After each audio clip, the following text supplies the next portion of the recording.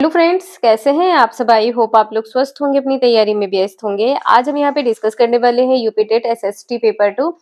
आपके UP TET paper 2 में पूछे जाने वाले इंपॉर्टेंट क्वेश्चंस हैं, इसलिए आप सभी लोग वीडियो को लास्ट तक जरूर वॉच करिएगा। चैनल पर पहली बार आए हैं तो चैनल सब्सक्राइब करके बेल आइकन प्रेस कर लीजिएगा, इससे नोटिफिकेशन आप सभी को मिलता रहेगा। तो चलिए स्टार्ट करते हैं। क्वेश्चन यहाँ पे दिया गया है, सूर्य के चारों ओर किसी उपग्रह का मार्ग कहलाता है, इसका क्या क्या कहलाता है? कक्षा कहलाता है। आंसर आपका यहाँ पर सी सही हो जाएगा। सूर्य क्या है? तो सूर्य एक तारा है। सूर्य क्या है? एक तारा है। सूर्य क्या है? एक तारा है। और जो सूर्य है हमारे सौर मंडल का सबसे बड़ा पिंड है। सौर मंडल का सबसे बड़ा पिंड। अगर आपसे पूछा जाए कि सबसे बड़ा पिंड कौन है, तो सूर्य है सबसे बड़ा पिंड। और अगर आपको पता होगा कि इसका व्यास कितना है, जो सूर्य हमारे सौर मंडल का सबसे बड़ा पिंड है और इसका व्यास कितना है, अगर ये आपसे पूछ लिया जाए तब क्या होगा आंसर आपका? व्यास कितना है? 13,90,000 किलोमीटर है। 13,90,000 किलोमीटर है। 13,90,000 किलोमीटर इसका व्यास है। अगर आपसे पूछा जाए कि पृथ्वी से कितना गुना शक्तिशाली है, तो पृथ्वी से कितना गुना शक्तिशाली है? पृथ्वी से 113 गुना शक्तिशाली है। 113 गुना शक्तिशाली है। और जैसा कि आपको पता है कि मुख्य रूप से इसमें कौन सी गैस पाई जाती है, तो हाइड्रोजन है और हीलियम है। गैस इसमें पूछी जा सकती है, कौन सी गैस पाई जाती है, तो हाइड्रोजन है और हीलियम गैस पाई जाती है। इन दोनों गैसों का एक विशाल गोला है। ये क्या है? विशाल गोला है। क्या है? विशाल गोला है। यहाँ पर आपको एक एक पॉइंट कवर करवाए जाएंगे, जिससे आपके एग्जाम में कोई भी क्वेश्चन स्किप नहीं होना चाहिए और सभी क्वेश्चन आपके एग्जाम के लिए इंपॉर्टेंट है। तो यहाँ पर आपने देखा है सी आंसर आपका सही है। नेक्स्ट है, पृथ्वी के सबसे निकटतम खगोलीय पिंड कौन सा है? आप सभी को पता है जो खगोलीय पिंड सबसे निकट है ये आपका चंद्रमा हो जाएगा। बी आंसर यहाँ पर आपका सही है। और शुक्र जो है पृथ्वी के सबसे नजदीक का ग्रह है। जो शुक्र है किसके नजदीक है? तो पृथ्वी के सबसे नजदीक है, ये भी आपको पता है। और चंद्रमा की पृथ्वी से दूरी कितनी है? अगर चंद्रमा से पृथ्वी की दूरी पूछी जाए, चंद्रमा से पृथ्वी की दूरी अगर आपसे पूछा जाए कितनी है, दूरी कितनी है? 3,84,400 किलोमीटर। 3,84,400 किलोमीटर दूरी है। और अगर शुक्र की दूरी पृथ्वी से पूछी जाए, शुक्र की दूरी पृथ्वी से कितनी है? शुक्र की दूरी पृथ्वी से कितनी है? तो यहाँ पर हो जाएगा 4 करोड़। 4 करोड़। पृथ्वी से शुक्र की दूरी कितनी है? 4 करोड़ है। या आप कह सकते हैं शुक्र की पृथ्वी से दूरी, तो 4 करोड़ है। दोनों इंपॉर्टेंट क्वेश्चन है, आपके एग्जाम में पूछा जा सकता है। और जो चंद्रमा है पृथ्वी का एकमात्र उपग्रह है। जो चंद्रमा है पृथ्वी का एकमात्र उपग्रह है। उपग्रह किसका है? तो पृथ्वी का उपग्रह है। क्वेश्चन नंबर नेक्स्ट है, भूमध्य रेखा नहीं गुजरती है कहां से? सभी को पता है कहां से नहीं गुजरती है। उत्तर अमेरिका से नहीं गुजरती है। और भूमध्य रेखा कहते किसको है? तो 0 डिग्री अक्षांश रेखा को। 0 डिग्री अक्षांश रेखा को क्या कहते हैं? भूमध्य रेखा कहते हैं। और जो भूमध्य रेखा है 13 देशों से होकर गुजरती है। जो भूमध्य रेखा है 13 देशों से होकर गुजरती है। 13 देशों से गुजरती है। 13 देशों से गुजरती है। अगर आपसे ये पूछा जाए कौन से 3 महाद्वीप हैं जिससे गुजरती है, तो यहाँ पर हो जाएगा आपका दक्षिण अमेरिका, इसके बाद में अफ्रीका हो जाएगा और इसके बाद में यहाँ पर एशिया हो जाएगा। कहाँ से नहीं गुजरती है? उत्तरी अमेरिका से नहीं गुजरती है। आंसर आपने यहाँ पर देखा पहला सही है। नेक्स्ट है, महासागर से छोटा वृहत लवणीय जलाशय कहलाता है क्या? सागर कहलाता है। आप सभी को पता है क्या कहलाता है? सागर कहलाता है। और कौन कौन से सागर हैं? तो जैसे कि आपको पता है अरब सागर है। कौन सा सागर है? अरब सागर है।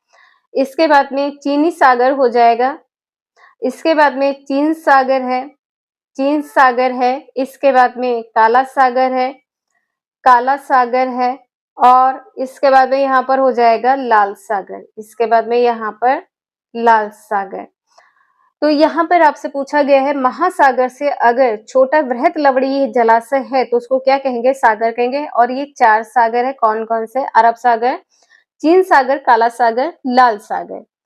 क्वेश्चन नंबर नेक्स्ट है, किसी नदी और उसके सहायकों द्वारा अपवाह क्षेत्र कहलाता है क्या? तो क्या कहलाता है? नदी घाटी कहलाता है। आंसर आपका पहला यहाँ पर सही हो जाएगा। जो अपवाह क्षेत्र है, ध्यान रखिएगा, जो अपवाह क्षेत्र है यहाँ पर भूमि उर्वरा होती है। भूमि अगर आपसे पूछी जाए किस प्रकार की होती है? बहुत उर्वरा होती है। नेक्स्ट क्वेश्चन है, भारत की बृहत्तम नदी कौन सी है? आंसर आपका यहाँ पर कैसे ही हो जाएगा? कौन सी नदी है? आंसर आपका यहाँ पर गंगा नदी हो जाएगा। कौन सी नदी है? गंगा नदी है। और जैसे कि आपको पता है कि भारत की सबसे लंबी नदी है, बृहत्तम नदी मतलब यहाँ पर क्या हो जाएगा? सबसे लंबी नदी। अगर आपसे इसका क्षेत्र पूछा जाए कितने वर्ग किलोमीटर है, क्षेत्र कितने वर्ग किलोमीटर है, तो 9 लाख वर्ग किलोमीटर है। 9 लाख वर्ग किलोमीटर इसका संचित क्षेत्र है।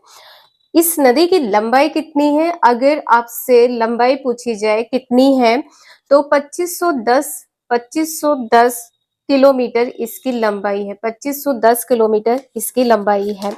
और जैसे कि आपको पता है कि जो गंगा नदी है, इसका उद्गम स्थल क्या है? इसका उद्गम स्थल क्या है? तो गंगोत्री ग्लेशियर है। उद्गम स्थल क्या है? गंगोत्री ग्लेशियर इसका उद्गम स्थल है। गंगोत्री ग्लेशियर इसका उद्गम स्थल है। और ये क्वेश्चन आपके लगभग सभी एग्जाम में पूछा जाता है। और वृद्ध गंगा किसको कहा जाता है? क्या आपको पता है वृद्ध गंगा किसको कहा जाता है? तो गोदावरी नदी को कहा जाता है। किसको कहा जाता है? तो गोदावरी नदी को वृद्ध गंगा कहा जाता है। और इसको और किस नाम से जाना जाता है? तो इसको दक्षिण गंगा के नाम से भी जाना जाता है। दक्षिण गंगा के नाम से जाना जाता है। आंसर आपका यहाँ पर डी सही है। वीडियो यूजफुल लग रही हो तो प्लीज आप लोग लाइक शेयर एंड सब्सक्राइब जरूर कर दीजिएगा। आपके एक लाइक करने से बहुत ज्यादा मोटिवेशन मिलता है, तो प्लीज आप लोग लाइक जरूर कर दीजिएगा। और जैसा कि आपको पता है कि जो आपका यूपी टेट एग्जाम है, ये 2, 3, 4 जनवरी 2026 में होने वाला है। और इसके बाद में आपको यूपी सुपर टेट देखने को मिल सकता है, इसलिए आप लोग कंटिन्यूटी जरूर बना के रखिएगा। ऐसे ही क्वेश्चन आपके एग्जाम में, चाहे आपका यूपी टेट हो या सुपर टेट हो, ऐसे ही क्वेश्चन पूछे जाते हैं। क्वेश्चन यहाँ पर नेक्स्ट दिया है, ग्रीनविच माध्य समय तथा भारतीय प्रमाण समय के बीच समयांतराल कितना है?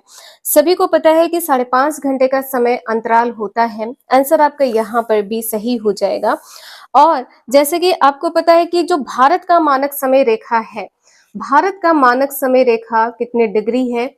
भारत का मानक समय रेखा कितने डिग्री है? समय रेखा अगर आपको पता हो तो आप लोग कमेंट करके जरूर बताएं। 82.5 डिग्री पूर्वी देशांतर है। 82.5 डिग्री पूर्वी देशांतर आंसर आपका यहाँ पर सही होगा। और ये कहाँ से होकर गुजरती है? तो नैनी से गुजरती है। कहाँ से? नैनी। मतलब यहाँ पर क्या हो जाएगा? अर्थात यहाँ पर मिर्जापुर से गुजरती है। मिर्जापुर कहाँ पर है? तो उत्तर प्रदेश में है। कहाँ पर? उत्तर प्रदेश में है। एक चीज का यहाँ पर आप लोग ध्यान रखिएगा, यहाँ पर जो समय है कितना डिफरेंस रहता है, समयांतराल कितना रहता है? तो 5.5 घंटे रहता है। यानी कि 5.5 घंटे आगे तो प्लस का साइन यहाँ पर रहेगा। साइन भी आप लोग जरूर याद रखिएगा। आपके एग्जाम में प्लस या माइनस के साथ भी क्वेश्चन दिया जा सकता है, तो प्लस यहाँ पर रहेगा।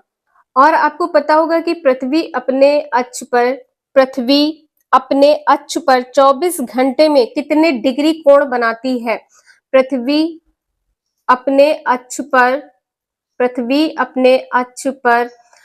24 घंटे में कितने डिग्री कोण बनाती है या घूमती है? कितने डिग्री? तो 360 डिग्री।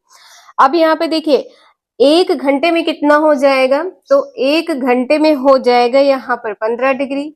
अगर आपसे 1 घंटे में पूछा जाए, 1 घंटे में कितने डिग्री, तो 15 डिग्री हो जाएगा। अगर आपसे 4 मिनट में पूछा जाए, देखिए ये घंटे में और मिनट से संबंधित क्वेश्चन एग्जाम में आपके पूछा ही जाता है। 4 मिनट में कितना हो जाएगा, 1 डिग्री। ठीक है, 4 मिनट में कितना हो जाएगा, 1 डिग्री घूम जाती है।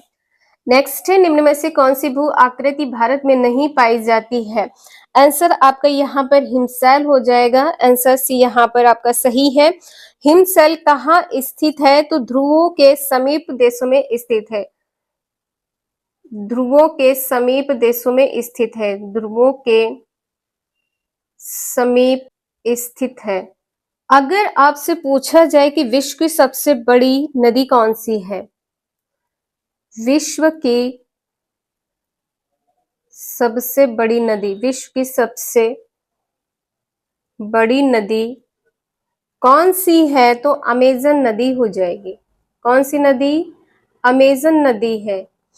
अगर आपसे ये पूछा जाए कि कहाँ बहती, किस देश में बहती है, तो ये बहती है दक्षिण अमेरिका में।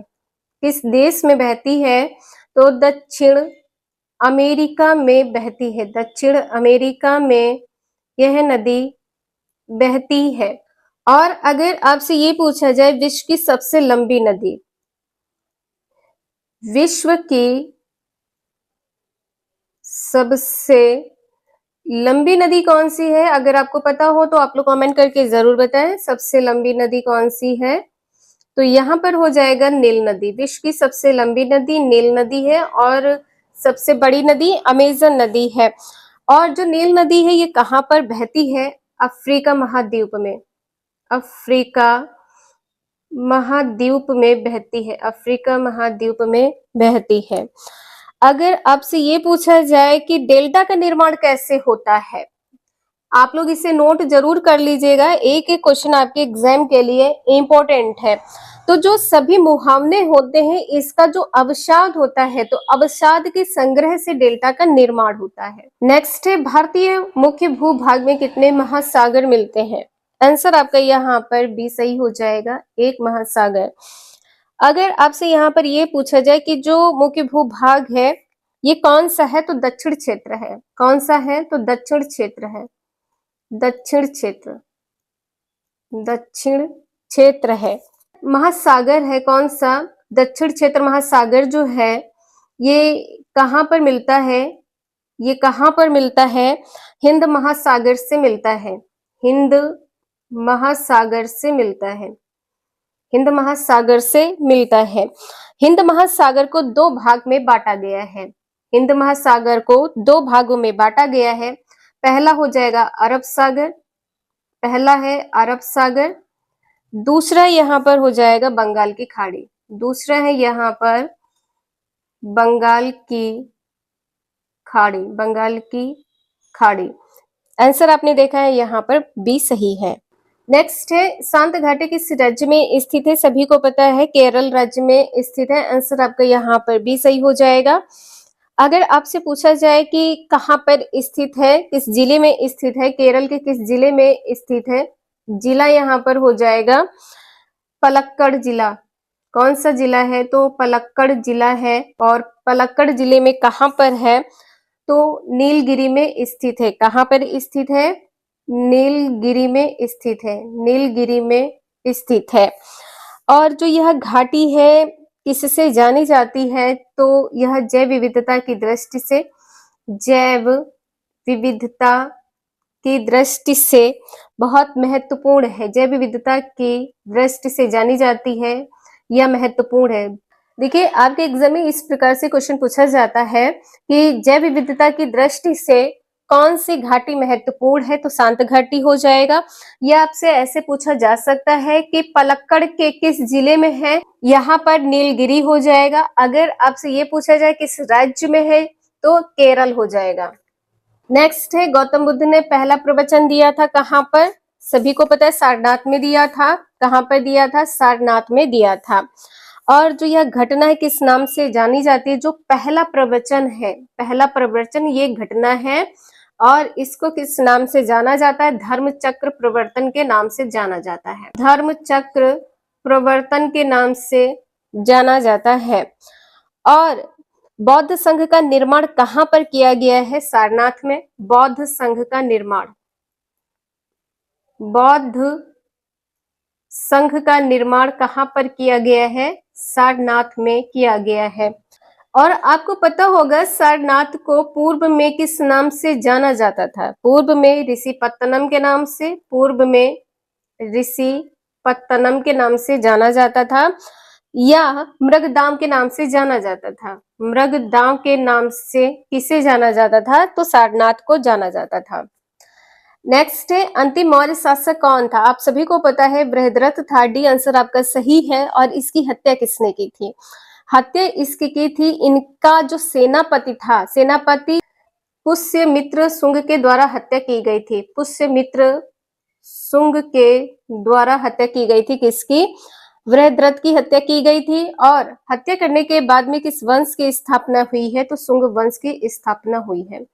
शुंग वंश की स्थापना हुई है। बृहद्रथ का कौन था? सेनापति था, और सेनापति ने बृहद्रथ की हत्या की थी और इसके बाद में शुंग वंश की स्थापना की है। क्वेश्चन नंबर नेक्स्ट है, प्राचीन रोम कब गणतंत्र हुआ है? आंसर क्या यहाँ पर सही होगा?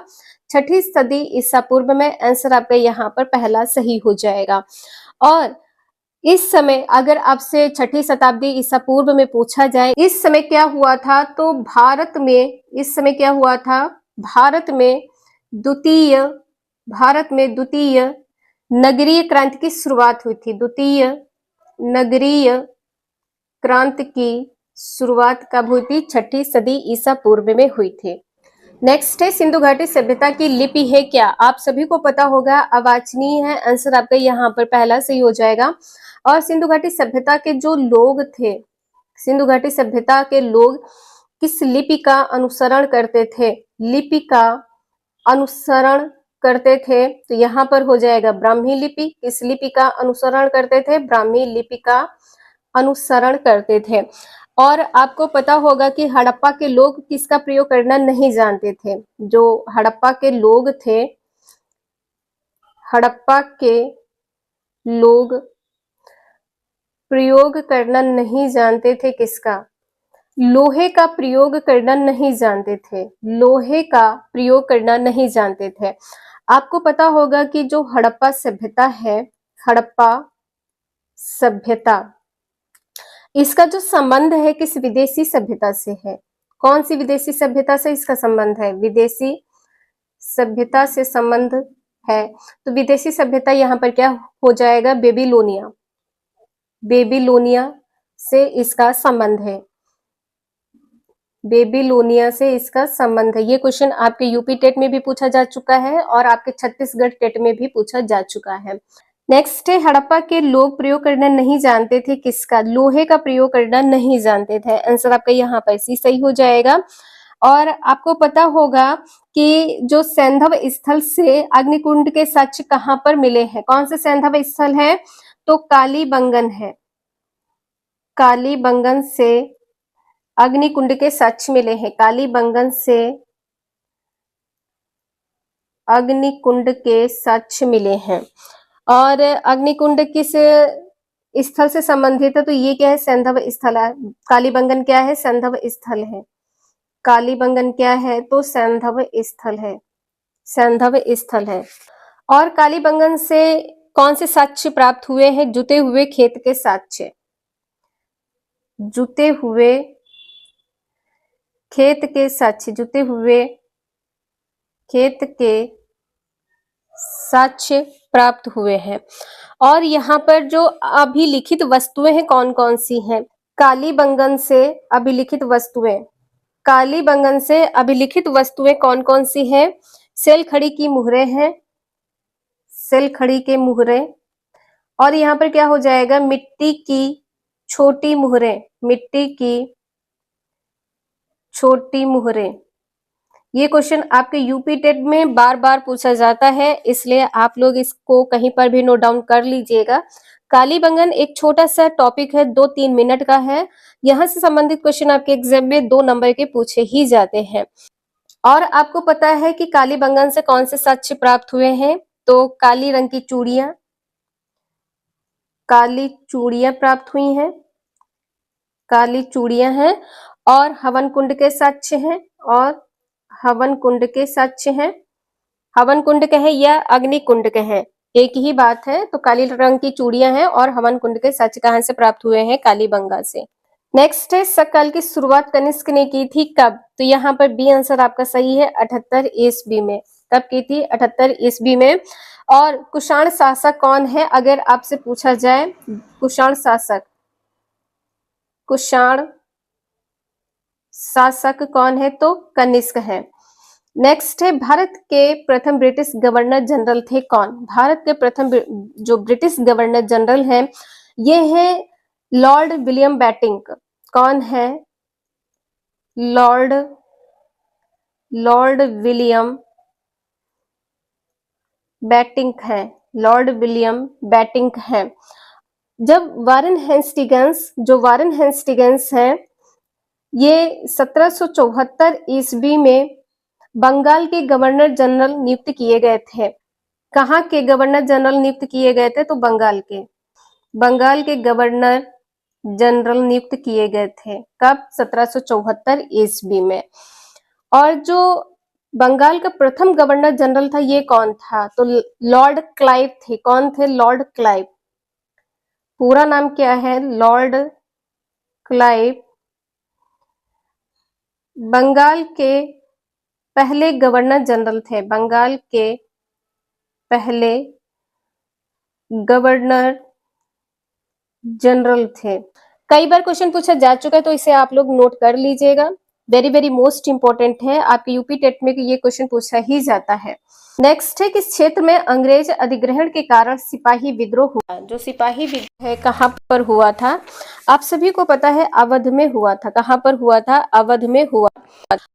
और आपको पता होगा सिपाही विद्रोह कब हुआ है? सिपाही विद्रोह कब हुआ है? तो 1857 में हुआ है। 1857 में हुआ है। आपको पता होगा कि जो अवध का अधिग्रहण था ये अंग्रेजी राज्य में विलय किसने किया है? लॉर्ड डलहौजी ने विलय किया है। विलय अगर आपसे पूछा जाए किसने किया है? लॉर्ड डलहौजी ने विलय किया है।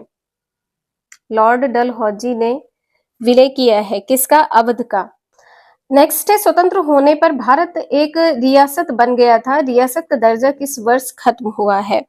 1950 में रियासत का दर्जा खत्म हुआ है। आंसर आपका यहाँ पर डी सही हो जाएगा। और जैसा कि आपको पता है कि 1950 में संविधान लागू हुआ है। 1950 में क्या हुआ है? संविधान लागू हुआ है। संविधान लागू कब हुआ है? 1950 में। नेक्स्ट है, स्वतंत्र भारत के अंतिम गवर्नर जनरल थे कौन? अंतिम गवर्नर जनरल थे सी राजगोपालाचारी। कौन थे? सी राजगोपालाचारी थे। स्वतंत्र भारत का प्रथम गवर्नर जनरल, स्वतंत्र भारत का प्रथम गवर्नर जनरल कौन था? प्रथम गवर्नर जनरल। तो यहाँ पर आंसर आपका क्या सही हो जाएगा? Lord Mountbatten. लॉर्ड माउंटबेटन थे। और ब्रिटिश शासन के अंतिम गवर्नर जनरल, ब्रिटिश शासन के अंतिम गवर्नर जनरल कौन थे? ब्रिटिश शासन के अंतिम गवर्नर जनरल कौन थे? तो ये भी थे आपके लॉर्ड माउंटबेटन। इंपॉर्टेंट क्वेश्चन है आपके यूपी टेट में, ये रिपीट हो चुका है 3 से 4 वर्षों में कंटिन्यू, तो इसे आप लोग जरूर याद रखिएगा। आंसर आपका यहाँ पर बी सही है। नेक्स्ट है, असम का प्राचीन नाम क्या है? आपको पता होगा असम का प्राचीन नाम है कामरूप। प्राचीन नाम क्या है? कामरूप है। और कामरूप का शासक कौन था? जो कामरूप है, कामरूप का शासक कौन था? हर्षवर्धन का मित्र था दिवाकर। शासक कौन था? दिवाकर। और ये दिवाकर कौन था? हर्षवर्धन का मित्र था। हर्षवर्धन का मित्र था। नेक्स्ट है, दिलवाड़ा मंदिर उदाहरण है किसका? तो ये उदाहरण है जैन स्थापत्य का। आंसर आपका यहाँ पर पहला सही हो जाएगा। और इस मंदिर का निर्माण कब हुआ है? 1021 में इसका निर्माण हुआ है। किसके द्वारा हुआ है? तो इसका निर्माण हुआ है चालुक्य भीमदेव प्रथम के द्वारा, चालुक्य भीमदेव प्रथम के द्वारा, चालुक्य भीमदेव प्रथम सोलंकी राजा का मंत्री था, प्रथम सोलंकी राजा का मंत्री था। कहां पर हुआ है? आबू में हुआ है। आबू कहां पर है? आपको पता है राजस्थान में है। आबू कहां पर है? राजस्थान में है। तो अगर आपसे पूछा जाए चालुक्य भीमदेव प्रथम सोलंकी जो कि राजा का मंत्री था, इसके द्वारा हुआ है। पहला आंसर सही है। नेक्स्ट है, चाणक्य को किस नाम से भी जाना जाता है? विष्णुगुप्त के नाम से जाना जाता है। आंसर यहाँ पर आपका सी सही है। और किस नाम से जाना जाता है? कौटिल्य के नाम से जाना जाता है। कौटिल्य के नाम से जाना जाता है। नेक्स्ट है, औषधि से किसका संबंध नहीं है? तो औषधि से भास्कराचार्य का संबंध नहीं है। यहाँ पर किसका संबंध हो जाएगा? धन्वंतरि है, चरक है, सुश्रुत है। जो भास्कराचार्य है इनका संबंध किससे है? तो गणितज्ञ है, गणितज्ञ है। और कौन है? ज्योतिषी शास्त्र है। और ये कौन है? ज्योतिष शास्त्री हैं, ज्योतिष शास्त्री हैं। और कौन है? खगोल शास्त्री हैं, और खगोल शास्त्री हैं। नेक्स्ट है, भारत के राष्ट्रपति को उसके कार्यकाल से हटाया जा सकता है। किसके द्वारा? संसद के द्वारा हटाया जा सकता है। अगर आपसे पूछा जाए कि महाभियोग का जो प्रक्रिया का वर्णन है किस अनुच्छेद में है, तो अनुच्छेद यहाँ पर हो जाएगा 61। 61 में क्या कहा गया है कि राष्ट्रपति द्वारा संविधान का अगर अतिक्रमण किया जाता है तो उसके विरुद्ध महाभियोग चलाया जा सकता है। अतिक्रमण करने पर महाभियोग चलाया जा सकता है। आंसर आपका यहाँ पर डी सही है। नेक्स्ट है, भारत में राज्यों की संख्या कितनी है? तो भारत में राज्यों की संख्या 29 है। भारत में राज्यों की संख्या कितनी है? 29 है। अगर आपसे नवनिर्मित राज्य पूछा जाए, जो नया राज्य बना है वो कौन सा है? तेलंगाना है। तेलंगाना राज्य है। कब बना है? तो 2 जून 2014 को बना है। 2 जून 2014 को बना है। और इसमें 28 राज्य हैं, इसमें 28 राज्य हैं और 8 केंद्र शासित प्रदेश हैं। 8 केंद्र शासित प्रदेश है। 8 केंद्र शासित प्रदेश हैं। नेक्स्ट है, आर्य समाज की स्थापना किसने की थी? आप सभी को पता है, स्वामी दयानंद सरस्वती ने की है। कब किया है? तो ये किया है 10 अप्रैल। कब किया है? 10 अप्रैल 1875 को। 10 अप्रैल 1875 को कहां पर किया है? बंबई में। बंबई में किया है। और इनका वाक्य क्या था? वाक्य या कथन कहें, क्या था? वेदों की ओर लौटो, वेदों की ओर लौटो, वेदों की ओर लौटो। ये पूछा जा सकता, कथन कहें, नारा कहें या वाक्य कहें, एक ही बात है। नेक्स्ट है, किसकी सलाह पर राज्य मंत्री परिषद की नियुक्ति होती है? सभी को पता है। यहाँ पर क्या हो जाएगा? मुख्यमंत्री। यहाँ पर हो जाएगा मुख्यमंत्री। आंसर आपका यहाँ पर मुख्यमंत्री सही होगा। ये ऑप्शन यहाँ पर आपकी गलत है। नेक्स्ट है, मौर्य समाज का संस्थापक कौन था? मौर्य समाज का जो संस्थापक है वो चंद्रगुप्त मौर्य था।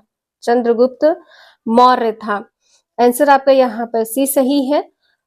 और अगर आपसे शुंग वंश की नींव पूछी जाए, शुंग वंश की नींव किसने रखी है, तो आप लोग कमेंट करके जरूर बताएं शुंग वंश की नींव किसने रखी है।